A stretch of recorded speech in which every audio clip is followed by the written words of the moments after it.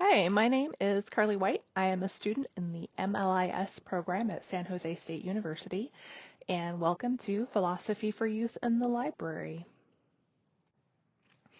I first discovered these materials when looking for resources for my own elementary aged children, and I think this is a good way to bring my own philosophical background to my work as a literacy educator.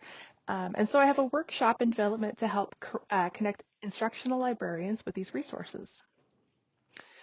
Just to introduce you to something of what the workshop focuses on, I refer primarily to these three sources: the Prindle Institute for Ethics, Plato, and P4C, all of which have free curriculum available online focusing on philosophical concepts. There are books, discussions, art analysis, group projects, and related content.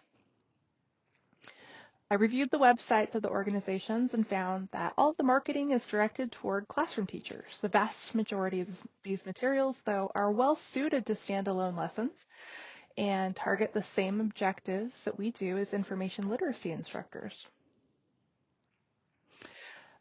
There are 7 major points covered in the instruction that represent questions and concerns that ILI professionals might have about implementing philosophy curriculum. They range from identifying resources to justifying the curriculum against your own organizational objectives. So the information in the workshop is useful to any educator really looking for information literacy resources, but it is targeted toward teaching librarians or those in training, especially those working with youth. You don't need any prior experience or training in philosophy, but an interest is helpful. So here's the learning outcomes of the workshop. I developed these to put the focus on how closely we already are to this instruction already. And since that's the case, we only have to adjust our focus slightly. And we're presented with a rich resource for ideas that can save us time and inspire us creatively. I also wanted to help us justify this with research so we can be clear that this is evidence-based resource that we're using.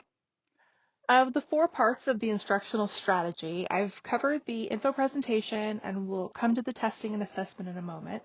So I'd like to highlight learner participation and motivation in marketing.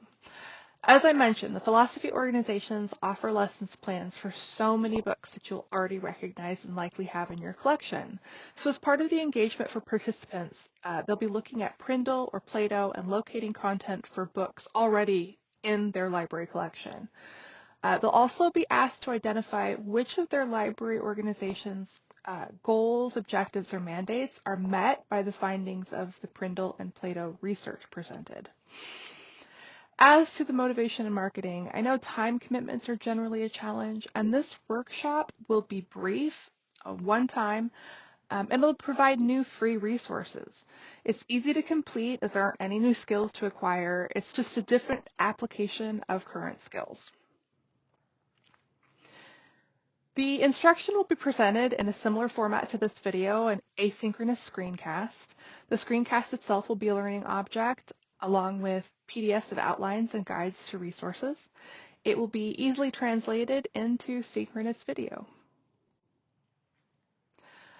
Formative assessment for this workshop is not for credentialing or grades. Throughout the async screencast, there will be quizzes embedded. Summative assessments will begin with follow-up emails sent to participants about a month after they complete the workshop with a 1-question survey. I hope I've piqued your interest about philosophy for use in information literacy instruction. Thank you for your attention, and you can email me if you have any questions.